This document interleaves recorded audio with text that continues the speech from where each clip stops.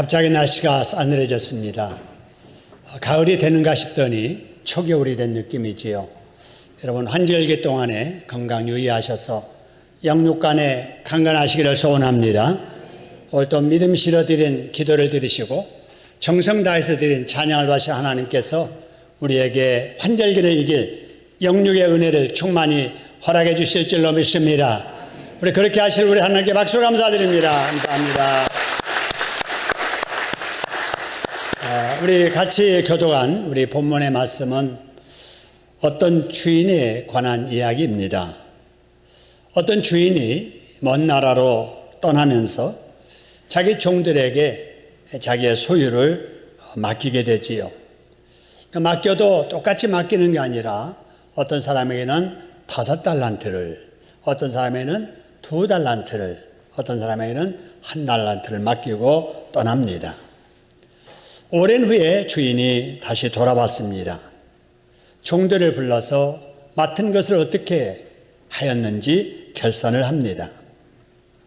그 결과 주인이 5달란트를 맡겼던 종에게는 잘하였도다. 착하고 충성된 종아, 네가 적은 일에 충성하였음에 내가 많은 것을 네게 맡기리니 내 주인의 즐거움에 참여할지어다 라고 칭찬하게 됩니다. 2달란트 맡겼던 자에게도 역시 같은 칭찬을 합니다. 그런데 1달란트를 맡긴 종에게는 악하고 충성이 게으른 종아, 착하고 충성된 종아 아니라 악하고 게으른 종아라고 책망하면서 가지고 있었던 그 1달란트를 빼앗아서 10달란트 가진 자에게 주라고 한 이야기입니다. 예수님께서 이 말씀을 하셨는가? 이걸 우리는 알아야 됩니다. 옛날 한 이야기 사건을 소개하는 게 아니고요. 의미가 있거든요. 이걸 알기 위해서는 오늘 본문이 속해 있는 마태복음 25장 1절 말씀을 볼 필요가 있습니다. 1절의 말씀을 보니까 이런 말씀이 있죠. 1절에 그때에 그랬습니다. 예수님 재림하실 때, 이 인류의 역사의 마지막 그때, 종말의 그날에 그 말입니다. 자, 그날에 천국은 마치 뭐뭐 같다. 이 비유로 말씀하시는 거예요. 천국에 대한 설명을 등들고 신랑을 맞으러 나간 10처녀와 같다라고 말씀을 하시고 나서 그 다음에 이제 오늘 본문의 14절이 시작되는 겁니다. 또 그 말입니다. 한 가지 비유로는 천국에 대한 설명이 부족한 걸 아시고 또 한 가지 비유를 말씀하시는 거예요.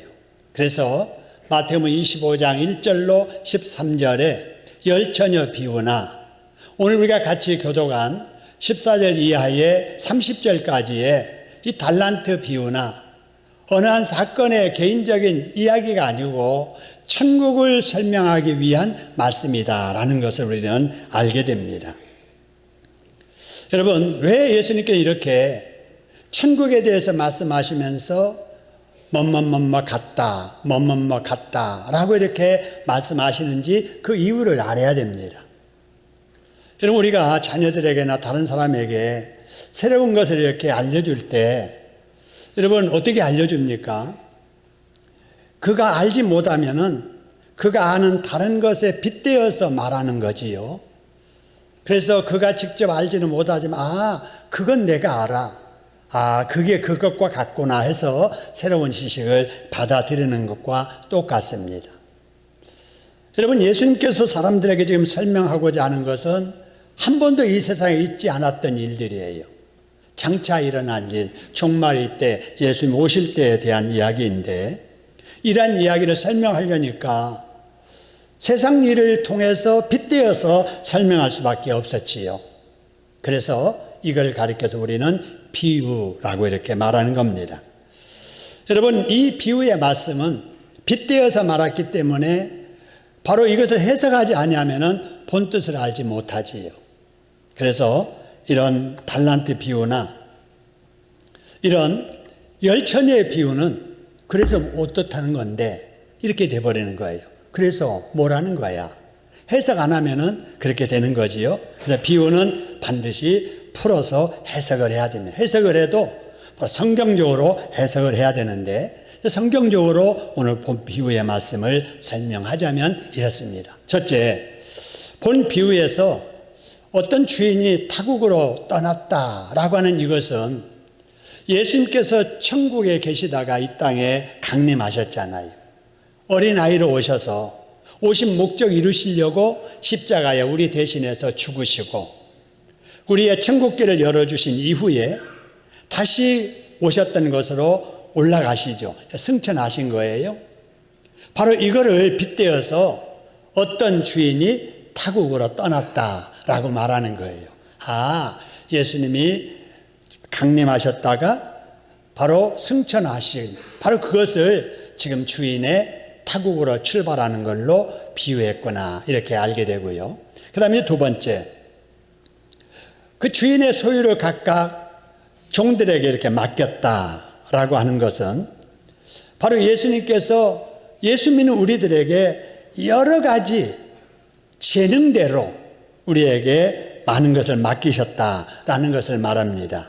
그래서 우리에게 여러 은사를 주셨지요. 재능을 주셨고 능력을 주셨고 시간도 주셨고 건강도 주셨고 물질도 주셨고 가정도 주셨고 사업도 주셨고 우리 교회에서의 직분도 우리 하나님께서 우리 각자에게 주신 줄로 믿습니다. 그것을 바로 주인이 종들에게 재능대로 달란트 맡겼다는 이야기지요. 세 번째로 그 주인이 이제 먼 훗날에 돌아와서 결산하였다라고 하는 이건 뭘 의미하느냐? 바로 주인이 먼 나라 갔다가 돌아와서 맡긴 달란트를 어떻게 했느냐를 평가하듯이 우리에게 은사 주시고 은혜 주시고 시간 주시고 건강 주시고 물질 주시고 여러 가지 것을 주신 예수님께서 다시 재림하신 이후에 예수님이 주신 것을 우리가 어떻게 하고 살았는가를 평가하실 때가 온다는 것입니다. 자, 그 다음에 그때 무슨 일이 일어나게 될 것인가? 주인이 돌아와서 어떤 종에게는 칭찬했잖아요. 근데 어떤 종에게는 책망한 이것처럼 예수님께서 이 땅에 재림하셔서 우리를 평가하실 때 주님 앞에 우리가 칭찬을 받을 수도 있고 책망을 받을 수도 있다라는 것을 보여주게 되는 것이지요. 그 다음에 그때 여러분 칭찬받는 사람들은 칭찬만 아니라 더 많은 것을 받게 됩니다. 그래서 주인의 즐거움에도 참여하게 된다라고 했는데 바로 이것은 무엇을 의미하느냐? 우리가 이 땅에 살면서 주님께로부터 받은 은사 따라서 사명에 충실한 사람은 칭찬뿐만 아니라 천국에서의 영생 복락도 받아 누리게 된다는 것입니다. 할렐루야. 그러나 같은 종이라도 책망받은 종은 그나마 있던 것마저 빼앗기게 되고 바깥 어두운 데 가서 슬피 울게 된다. 이 말은 무슨 말이냐?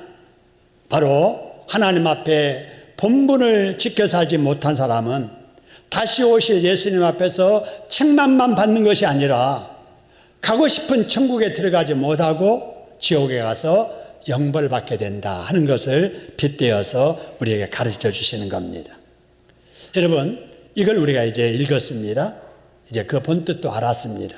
그러면 우리가 이제 예수님의 재림을 앞에 두고 사는 종말의 성도들이 어떻게 살아야 될 것인가 하는 겁니다.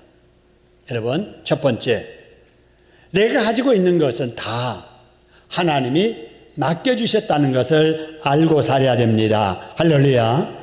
오늘 14절의 말씀 보니까 그러지 않아요? 또 어떤 사람이 타국에 갈 때 그 종들을 불러서 자기 소유, 그 주인의 소유를 맡긴 것처럼 우리 예수님께서, 우리 하나님께서 맨손으로 이 땅에 태어난 우리들에게 많은 것들을 여러분 맡겨주신 줄로 믿습니다. 많은 것. 앞에서 말씀드렸죠? 다 각자 재주가 있잖아요. 능력 있잖아요. 또 시간이 있잖아요. 은사가 있잖아요. 돈이 있잖아요. 가정이 있잖아요. 사업이 있잖아요. 교회에서 받은 직분이 있잖아요. 여러분, 이 모든 것이 다 본래 내 것 아닙니다. 하나님께 우리에게 맡겨주신 줄로 믿으시기를 소원합니다.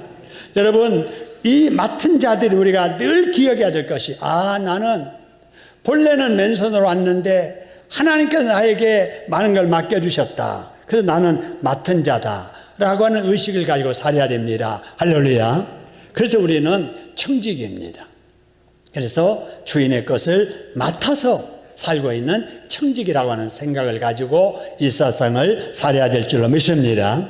자, 그 다음에 내가 받은 달란트가 얼마나 되는가를 우리는 늘 생각을 해야 돼요. 이거는 책임과 연결되기 때문에 그렇습니다. 내가 5달란트를 받은 사람인가? 2달란트를 받은 사람인가? 아니면 1달란트 받은 사람인가를 알아야 돼요. 이거 모르면은 자기의 본분을 잃어버릴 가능성이 많아요. 여러분, 내가 몇 달란트를 받은 사람인가를 한번 쉽게 점검해 볼까요?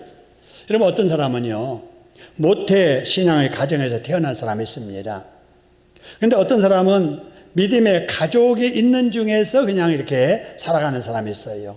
그런데 어떤 사람은 불신 가정에 태어나서 혼자 믿는 사람도 있습니다. 같이 교회를 나오지만 여러분, 그 태어남의 환경이 어떤 사람은 5달란트에 해당되는 사람도 있고 2달란트에 해당되는 사람도 있고 1달란트에 해당되는 사람도 있다는 거예요. 여러분, 부부가 함께 교회에 출석하는 사람이 있는가 하면 한편의 배우자가 교회에 나오지 아니하고 자녀들만 나오는 그런 집도 있습니다. 그런데 아무도 없이 자기 혼자 교회 나오는 사람도 있잖아요. 같지 않아요. 달란트가 다른 겁니다. 교회에서도 장로, 권사, 안수, 입사, 충직을 받은 성도도 있지만은 여러분, 우리 그냥 집사, 교사, 찬양대원으로 교회 생활하는 분들도 있고 아직 믿기 시작해서 세례도 받지 않는 우리 새덕들도 있습니다. 지금 받은 교회에서의 직분에 여러분 달란트가 다른 거예요. 왜 다를까? 이것도 우리가 알아야 됩니다. 왜 다를까? 여러분, 15절의 말씀을 보니까 주인이 바로 이 달란트를 맡길 때 그 재능대로 맡겼다고 그랬습니다. 각각이에요. 각각 재능이 다른 거예요. 각각 사명이 다르기 때문에 나누어주신 달란트도 5, 2, 1로 다른 겁니다. 여러분, 그렇기 때문에 내가 5을 받았던 2를 받았던 1를 받았던 이것은 중요하지 않아요. 내가 무엇을 얼마를 받았든지 간에 하나님이 사명 따라 내 그릇대로 필요한 대로 주신 줄 알고 받은 것으로 최선을 다하면 됩니다. 할렐루야. 자, 여러분, 우리는 종말일 때 어떻게 살아야 되느냐? 결산할 때를 기억하고 살아야 돼요. 결산할 때가 온다. 언제 결산하느냐? 19절에 보니까 언제 주인이 그들과 결산했다고 그래서요? 오랜 후에. 이게 문제입니다. 여러분, 1년 후에, 금년 가을에 이렇게 알면은 미리미리 잽싸게 준비를 잘 해서 칭찬 받겠지요. 그런데 오랜 후에 주인이 온다는 사실이에요. 여러분, 제가 어렸을 적에 우리 담임 목사님께서 요한계시록 강의를 늘 많이 하셨어요. 그래서 저는 구름 이상한 것만 떠도 주님이 오실 것만 같은 생각으로 신앙생활을 했습니다. 일부 어떤 사람들은 일도 잘 안 하고 학교도 잘 안 가고 주님 앞에 기름 준비해야 된다 이러면서 늘 교회 와서 철야하고 기도하고 이랬어요. 조금 지나친 바로 그런 분위기였지만은 결국은 그런 종말 의식에 정말 긴박감을 가지고 기도하면서 살았던 그 은혜가 지금까지 우리의 신앙을 유지시켜줬다 이렇게 생각을 합니다. 여러분, 어쨌든지 여러분, 우리가 늦어지는 것 같지만은 우리 주님은 반드시 오신다는 사실을 기억하시기를 소원합니다. 어제보다 오늘 그 정해진 날은 가까워진 거예요. 근데 이런 마음이 없는 사람들은 아이고, 아니 50년 전 60년 전에도 예수님 재림한다더니 아직도 안 되잖아. 아마 이거는 안 이루어질 거야. 이런 생각을 하면서 나태하게 본분을 잃어버리고 살 수도 있게 되겠지요. 그러나 분명한 것은 결산할 때가 온다는 거예요. 결산이 뭡니까? 셈하는 거예요. 계산하는 거예요.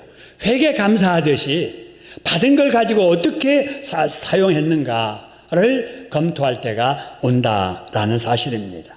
여러분, 우리도 언젠가 주님 앞에 서서 내 인생 결산할 때가 온다는 사실을 기억하고 사실을 주님의 이름으로 축원합니다. 그래야 됩니다. 그래서 우리가 이 땅에 살면서 늘 주님 앞에 설 내 모습을 우리가 늘 생각하면서 거기에 합당하게 살아야 되겠지요. 여러분, 종말일 때에 우리는 어떻게 살아야 될까? 네 번째로는 주인이 무엇을 원하실까? 이거를 생각하고 살아야 돼요. 여러분, 바로 5달란트 맡았던 종, 2달란트 맡았던 종 다 주인에게 칭찬받았거든요. 근데 칭찬받을 때 그들이 하는 말이 있습니다. 공통점을 보세요. 5달란트 받은 자도 이렇게 말합니다. 내게 5달란트를 주셨는데 보소서, 내가 또 5달란트를 뭐 했나이다 그래서요? 남겼나이다. 2달란트 받은 자도 똑같이 말합니다. 주인이요, 내게 2달란트를 주인이 맡기셨는데 보소서, 내가 또 2달란트를 뭐 했나이다? 남겼나이다. 여러분, 남겼다는 공통점이 있습니다. 주인이 원하시는 것은 맡길 때 남기기를 원하는 마음으로 맡겼다는 겁니다. 할렐루야.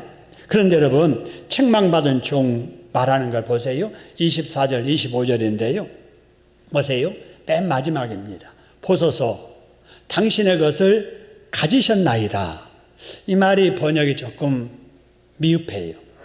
이 말은 뭐냐면요, 여기 주인이 주신 그 돈 그대로 있으니 받으소서, 그런 말이에요. 그러니까 주인이 맡긴 것을 딱 가지고 받자마자 땅에 묻어두었거든요. 주인 온다고 하니까 파가지고 그걸 갖다가 주인이 맡긴 건 여기 있습니다, 받으소서라는 말이 당신의 것을 가지셨나이다, 그런 말입니다. 바로 이거, 남기지 아니한 바로 이것 때문에 이 종은 책망을 받은 거예요. 그러면 우리는 이 시대에 어떻게 살아가야 되느냐? 주인의 뜻대로 남기는 종들이 돼야 됩니다. 할렐루야. 남기는 삶을 살아야 된다, 그 말입니다. 맡았는데도 불구하고 그걸 활용하지 못하고 땅에 묻어두면 안 된다는 거예요. 우리 하나님, 우리 주님께서는 우리에게 모든 것을 다 쏟아주셨습니다. 달란트를 우리에게 맡겨주시듯이 내게 아닌 은사들을, 은혜를, 직분을, 환경을, 복을, 건강을, 시간을, 많은 것을 우리에게 주신 거예요. 여러분, 주신 우리 하나님은 우리에게 기대하는 바가 있어요. 남기기를 원하시는 거예요. 그래서 여러분, 이 정신이 잘 담긴 찬송가가 찬송가 311장이에요. 여러분, 자주 우리가 부르는 찬송인데 가사를 한번 가만히 보시기 바랍니다. 주님이 말씀하세요. 내가 너를 위해서 몸 버리고 피 흘려서 너의 죄를 구속하여 용서해 주셨고 살 길을 주었는데 너는 날 위해서 뭘 하느냐 하는 거예요. 너는 날 위해서 뭐 하느냐? 아버지 보좌와 그 영광 떠나서 밤 같은 세상에 만백성 구하려고 내 몸을 십자가에서 희생했건만 너는 그 은혜를 받고 구원받았으면서도 나를 위해서 무엇 하느냐 하는 거예요.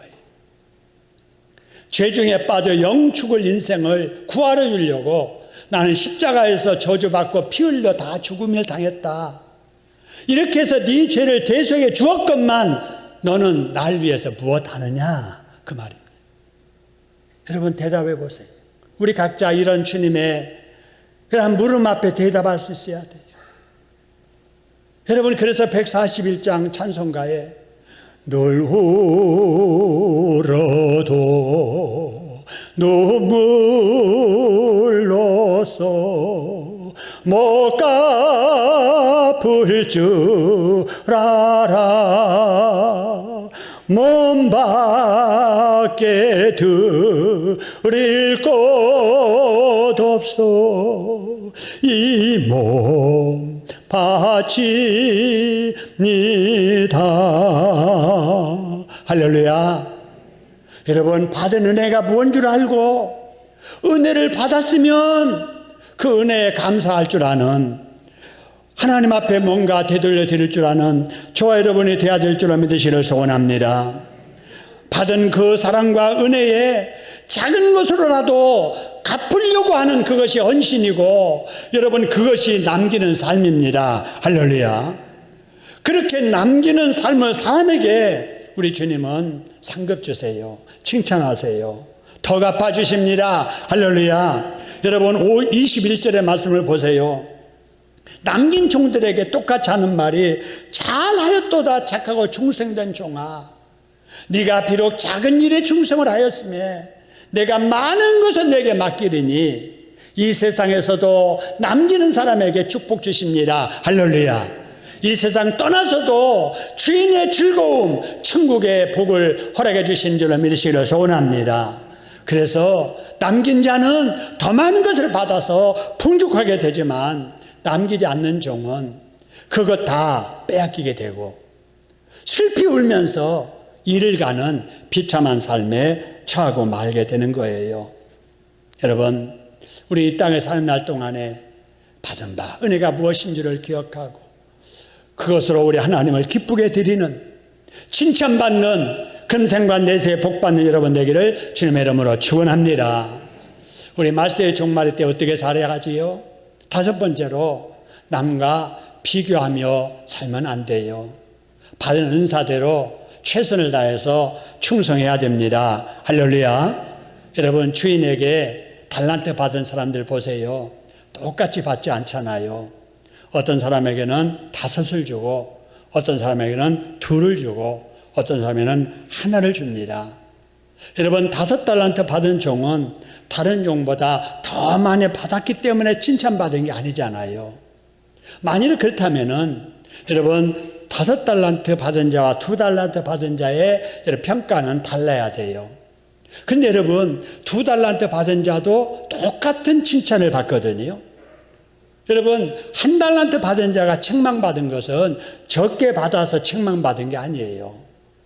여러분, 이 1달란트 받은 자는 1달란트만 남겼어도 5달란트 남긴 자가 받았던 칭찬과 복을 받았을 줄로 믿습니다. 그러니까 여러분, 비교할 필요 없어요.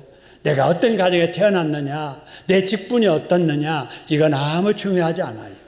여러분, 목사가 돼야만 하나님께 충성하고 중직자만 돼야만 하나님 앞에 헌신할 수 있는 게 아니잖아요. 여러분, 칭찬받고 책망받는 데는 똑같이 기회가 주어집니다. 할렐루야. 그래서 우리는 내가 받은 은사가 뭐고 내가 해야 될 사명이 무엇인가를 깨닫고 그 일에 여러분 성실하게 최선을 다하시면 됩니다. 할렐루야. 하나님은요, 은사 많고 능력 많아서 똑똑하면서도 대충대충 해서 남보다 좋은 결과 남기는 사람들에게 속지 아니하세요. 비록 부족해도 힘들어도 못 배웠어도 가난해도 최선을 다해서 하나님 앞에 충성하려는 그 사람을 귀하게 여겨주십니다. 할렐루야. 그런데 여러분, 하나님께 여러분에게 많은 것을 맡겨주셨는데도 하나님 앞에 내놓을 것이 없도록 묻어두고 있는 분이 계신지 모르겠어요. 여러분에게 건강을 주셨는데 그 건강한 몸으로 뭘 하십니까? 하나님 위해서 아무것도 안 한다 묻어둔 사람이에요. 직분 받았는데 직분에 걸맞게 우리가 살지 못한다. 직분 달란트 받아가지고 땅에 묻어둔 1달란트 사람과 똑같은 거예요. 우리는 묻어두면 안 됩니다. 주님께서 여러분 주신 것을 가지고 주님을 위해서 여러분 최선을 다해야 됩니다. 할렐루야. 그래서 결산하는 날, 주님, 나 이렇게 살았습니다 라고 말할 수 있어야 됩니다. 할렐루야. 제가 여러분 여러 사람들 장례 치르면서 그냥 농담으로 그래요. 장례집에 설교하러 가면서 전사님들한테, 전사님, 나 가서 무슨 말을 해야 돼? 나 그 집 가서 무슨 말을 해야 돼요? 이럴 때는 장로님이 좀 설교하셨으면 참 좋겠어요. 제가 왜 그러냐면은 할 말이 없는 거예요. 예수 믿어서 구원받았다라고 하기도 그렇고, 그렇다고 구원 못 받았다 하기도 그렇고, 집사로 이렇게 이름이 앞에 써서 붙어 있는데 집사답게 산 뭐가 있어야 자녀들에게 할아버지가, 할머니가, 어머니가, 아버지가 이렇게 살았으니 여러분들 이렇게 사세요, 그럴 말도 없고, 그래서 참 제가 그럴 때마다 나도 그런 사람이 되면 안 되겠다. 내가 없는 자리에서라도 누가 나를 좋게 평가해 주실 수 있으면 얼마나 좋을까. 근데 우리가 뭐한테 그렇게 부탁해서 할 일이 아니잖아요. 말 안 해도 어떻게 사는가는 주변 사람들이 다 보고 압니다. 그래서 그 사람 떠난 후에라도 그분 참 성실한 분이었어. 기도 많이 하셨던 분이셨지. 덕망 있는 분이셨어. 열심히 충성했던 분이셨지. 여러분, 이렇게 말할 수 있게 우리가 살아야 될 줄로 믿으시기를 소원합니다. 그래서 우리가 주님 오실 때 결산받는 날, 주님, 저는 주님께서 주신 건강으로 하나님의 교회에서 공예배 출석에 안 빠지려고 최선을 다했습니다. 이렇게 말할 수 있게 살아야 될 줄로 믿습니다. 주님, 저는 가진 것 변변치 못해서 많은 것은 드리지 못했어도 출연금 꼬박꼬박 드렸습니다. 용돈 받고 또 보조금 나오는 거 정부에서 주는 거 꼬박꼬박 11조의 생활 최선을 다했습니다. 말할 수 있게 살아야 될 줄로 믿습니다. 우리 어느 권사님 몸이 불편해서 교회 나오지 못하십니다. 근데 너무너무 교회를 나오고 싶으셔서 어느 날 교회에 오셨어요. 비틀비틀 몸도 가누지 못한데 그래가지고 봉투를 내밉니다. 6개월분 주일원금입니다. 6개월 동안에 내지 못한 11조입니다. 그렇게 내밀고 돌아서시는 그 집사님이 얼마나 천사같이 느껴지는지요. 그죠? 교회 못 나왔어도 본교회에다가 주일원금 바치고 작은 돈이라도 누가 쓰라고 주면은 철저하게 계산해서 봉투에다가 구별해서 모아놨다가 본인이 못 나오니까 남에게 전해서 교회에다 바치기도 하고 몸 가누기도 힘든데 하나님 앞에 나와서 기도하고 귀한 예물 바치는 이런 모습들, 정말 이런 분들 하나님 앞에 하나님 저는 최선을 다했습니다 라고 말하게 될 줄로 믿습니다. 저는 시대를 잘못하고 나서 부모 잘못 만나서 그렇게 배우고 싶었어도 배우지 못해 가방준 짧고 사회적인 명예권세 하나 없어도 사람들 눈에 보기에 별 볼 일 없이 살았을지라도 저는 복음을 듣고 구원받고 나서 복음을 전하는 일에 전도 특공대원으로 목요일마다 충성했습니다. 여러분, 말할 수 있다면 얼마나 좋겠어요. 전도 특공대원들을 볼 때마다 저는 그런 마음으로 보고 감사하고 기도합니다. 예수님께 재림하실 때 주님 앞에 설 때 여러분 말할 수 있는 할 말 있게 살아가는 저와 여러분 되기를 주님의 이름으로 축원합니다. 구원받은 성도들은 주님께 받은 달란트를 사회에 남기고 교회에 남기는 삶을 살아야 됩니다. 하나님이 주신 달란트가 뭔 줄도 모르는 사람은 하나님을 위해서 교회를 위해서 무엇인가를 남겨야 된다는 의식도 없이 삽니다. 하나님께 주신 건강을, 환경을, 능력을, 재능을, 돈을 자기 욕심만, 자기의 쾌락만을 위해서 다 사용하다가 떠납니다. 그래서 나중에 하나님 앞에 갔을 때는 하나님 앞에 내어놓을 것이 아무것도 없는 사람이 되는 거지요. 하나님께서 그날 심판대에서 이렇게 부르실 겁니다. 너는 내게 준 것을 가지고 어떻게 살다 왔느냐? 무엇하고 살다 왔느냐? 라고 물으실 거예요.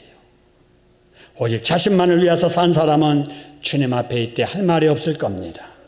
그렇게 되는 사람이 바로 불행한 사람, 한 달란트 받은 사람이 될 거예요. 여러분, 그렇다면 나는 그날 주님 앞에 섰을 때 무엇이라고 대답을 할까? 무엇을 남겨놓으라고 내놓을 수 있을까? 여러분들도 이런 생각을 해보셨지요? 자신의 삶을 주님 앞에 점검해 볼 줄 아는 사람이라면 이런 질문을 자꾸 자신에게 할 겁니다. 저도 오래전부터 제 자신에게 이런 질문을 자주 하며 목회해 왔습니다. 제가 교육자가 된 지 올해가 40년째입니다. 40년 동안 강단에 서서 말씀을 전하는 사람으로 살았지요. 그 중에 우리 신창동 교회와 관계 맺고 산 횟수가 선교사로 7년, 또 담임 목사로 20년, 그래서 27년 세월을 여러분과 함께 해왔습니다. 결코 제 인생에 짧지 않는 기간이지요. 그런데 우리 교회가 개척한 지 50주년 되는 해가 2025년입니다. 우리 원로 목사님께서 교회를 개척하시고 교회를 목양하시다가 또 제가 후임이 돼서 또 20년 목회, 또 이렇게 해서 2024년, 25년이 우리 교회 희년입니다. 교회 행사로서 가장 중요한 50년 만에 오는 행사지요. 자, 저의 법정 목회 기간은 24년까지인데 그렇게 제가 그 횟수를 다 채운다면 후임 목사가 준비할 기간이 없게 될 겁니다. 그래서 저는 몇 년 전부터 일을 어떻게 할까 여러 생각을 하면서 기도해 왔습니다. 정년의 나이 때문에 내가 우리 교회 희년 행사를 주관하지 못한다면 최소한 후임 목사가 와서 그 행사를 준비할 수 있는 기간을 마련해야 되겠다. 임직식도 해야 될 터이니 또 우리 임직자를 이렇게 세우는 과정도 필요하고 또 훈련 기간도 필요하고 그러다 보면 최소한 1년 기간이 필요한 거지요. 교회 담임 목사가 은퇴하고 후임 목사를 청빙하는 과정에 혹 마귀의 시험에 와서 은혜롭고 평화로운 우리 교회에 혼란스럽게 된다거나 은혜롭지 못한 일이 생긴다면 안 되겠다 하는 생각을 가졌습니다. 그래서 인간적으로는 쉽지 않은 일이지만은 우리 신창동 교회가 지금까지 지켜온 은혜로운 교회, 평안한 교회, 하나님의 영광을 위해서라면 내가 내려놓을 수 있는 것이 있다면 다 내려놓기로 했습니다. 그래서 담임 목사의 법정 임기도 내려놓고 조기 은퇴하려고 합니다. 은퇴하는 과정에서 민감할 수 있는 사택의 문제도 내려놓기로 했습니다. 자, 그리고 이제 은퇴와 우리 교회 제3대 담임 목사 청빙 절차를 설교 이후에 공식적으로 시작을 하게 될 것입니다.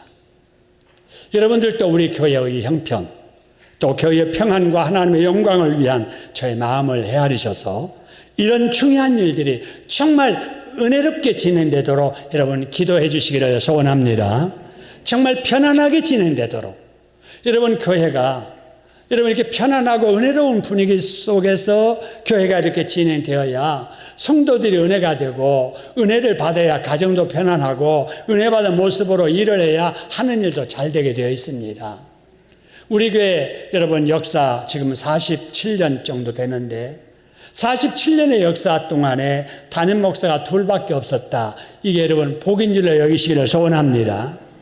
여러분 목사가 바뀌는 과정에서 마음의 상처도 있고 경제적으로도 어려움도 생기고 또 교회에 대한 소문도 안 좋게 날 수도 있고 여러분 이래가지고 결국 손해는 교인들이 보고 교회가 보는 거거든요. 근데 지금 이렇게 50년에 가까운 세월 동안에 우리 원로 목사님이 1대 목사로 선교사로 또 사역했던 제가 2대 목사로 와서 지금까지 큰 별거 없이 이렇게 교회가 안정되게 부흥할 수 있었다는 거 하나님의 은혜요 여러분들의 수고의 헌신에 대한 기도의 응답인 줄로 믿으시기를 소원합니다. 여러분 그렇게 되기를 위해서 여러분 기도 많이 해주시기를 바라고요. 여러분 담임 목사님이 은퇴하고 새로운 담임 목사님을 세우는 이 과정은 그래서 교회 역사 이래로 정말 중요한 거예요. 목사를 어떤 사람을 세우느냐에 따라서 교회의 모습은 달라지거든요. 여러분 우리 1대 목사님 원로 목사님을 잘 모시고 또 당회를 운영하던 우리 은퇴 장로님들 정말 그때 참 잘하셨습니다. 은혜롭게 너무너무 잘하셨어요. 그 한 예를 든다면은 여러분 제가 20년 전에 우리 신창동 교회 2대 목사로 청빙 받기 바로 이전 어느 해에 우리 교회 두 장로님이 제가 사역하던 선교지 뉴질랜드까지 비행기를 타고 오셨습니다. 우리 이원담 장로님, 우리 곽태식 장로님께서 오신 거예요. 오셔서 당회를 대표해서 오셨다고 하시면서 이대 목사로 청빙 허락을 해달라고 말씀하십니다.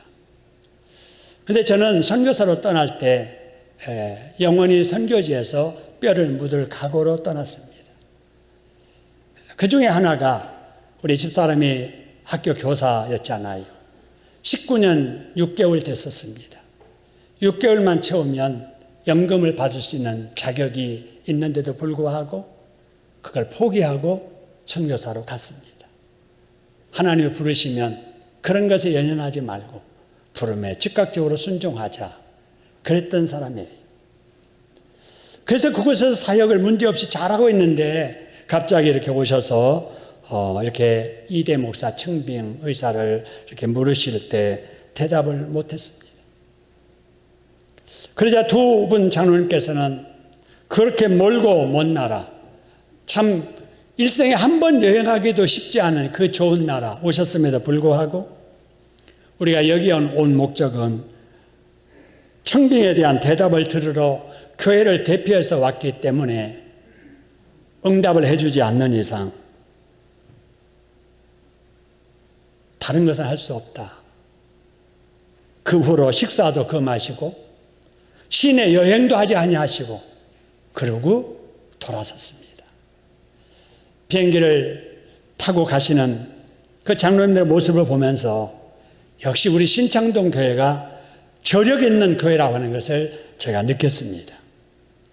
여러분, 두 분만 아니라 그 두 분을 보내고 교회에서 기도하는 우리 장로님들과 교우 여러분들도 같은 마음이었을 거예요.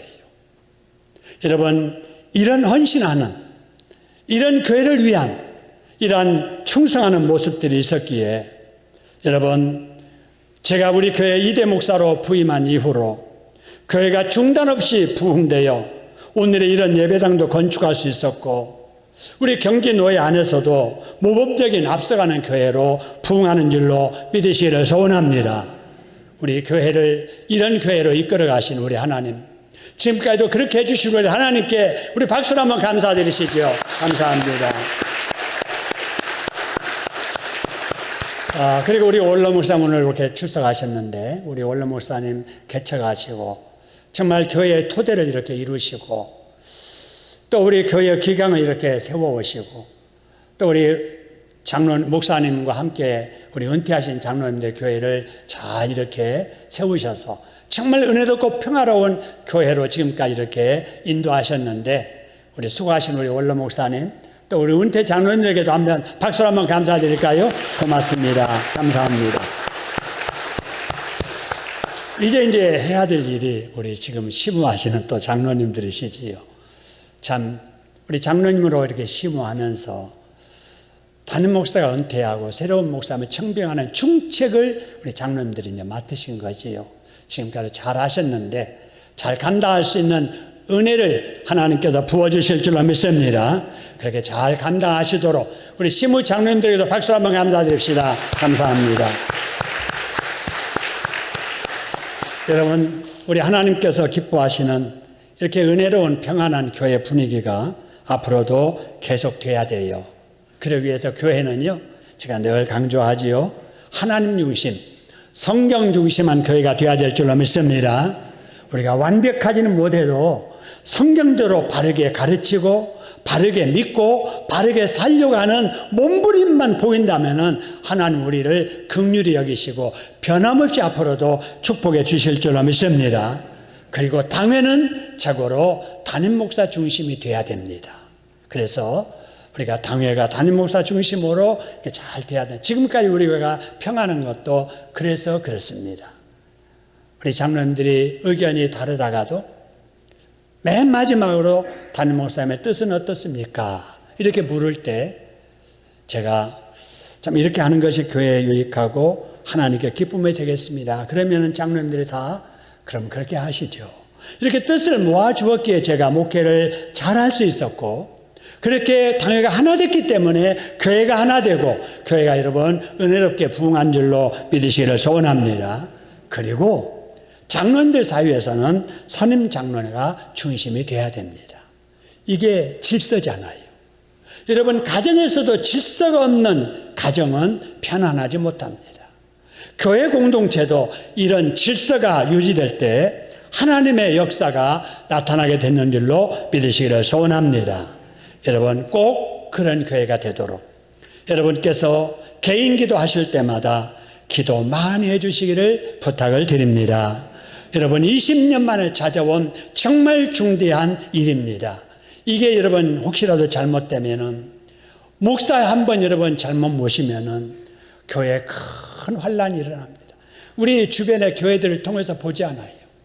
한 지도자가, 어떤 지도자가 세워지냐에 따라서 교회의 장래는 달라진다는 것을 꼭 기억하시고, 하나님의 합한 지도자가 세워지도록 여러분, 우리 모두 공동의 제목 가지고 기도해 주시기를 소원합니다. 왜 그러냐면요, 하나님이 기뻐할 일, 교회에 중요한 일이 있을 때마다 마귀는 절대로 가만히 있지 않기 때문에 그렇습니다. 마귀는 미혹하는 영으로 믿음 약한 성도들을 통해서 역사하고, 의심하게 하는 영을 가지고 믿음 약한 성도들을 통해서 역사하고, 혼란하게 하는 영이 역사하기 때문에 그렇습니다. 그래서 한 지체 안에서도 이간질하게 만들고, 의심하게 만들고, 시험 들게 만드는 이런 일들이 많이 일어나기 때문에 그렇습니다. 그래서 조심 없는 말로 공동체를 어지럽히는 이런 일들이 꼭 이런 중요한 때에 일어나기 때문에 그렇습니다. 여러분, 기도밖에는 우리가 할 일이 없습니다. 하나님의 주권적인 역사하심을 신뢰하면서 우리 하나님께 열심히 기도하면은 우리 아름다운 평화롭고 은혜로운 이 전통을 우리 신창동 공동체 안에서 유지해 가도록 역사해 주실 줄로 믿습니다. 사랑하는 성도 여러분, 우리는 단회적인 인생을 삽니다. 그죠? 그 세월이 너무나도 빠릅니다. 제가 선교사로 있다가 우리 교회 담임으로 선지 엊그제 같은데 벌써 20년이 지나갔습니다. 여러분, 앞으로의 우리의 여러분의 인생도 여러분 눈 깜빡 사이 알 사이에 지나게 될 겁니다. 우리는 어떻게 살아야 될까요? 종말의 때에 여러분, 이 달란트의 비유를 생각하면서 우리가 받은 은사, 받은 달란트 여러분 절대로 땅에 묻어두지 않기를 주님의 이름으로 축원합니다. 주님이 주신 은사, 환경 가지고, 건강 가지고, 시간 가지고, 물질 가지고 장사하듯 열심히 섬기며 봉사하며 전도하시기를 주님의 이름으로 축원합니다. 그리고 우리에게 주어진 것이 있다면은 교회를 위해서 내려놓고 주님을 위해서 내려놓을 때 하나님께서는 더 귀한 것으로 채워주실 줄로 믿습니다. 그렇게 사시다가 주님 오셔서 결산하시는 날 잘하였도다, 착하고 충성된 종이라고 하는 칭찬받는 저와 여러분 되기를 주님의 이름으로 축원합니다.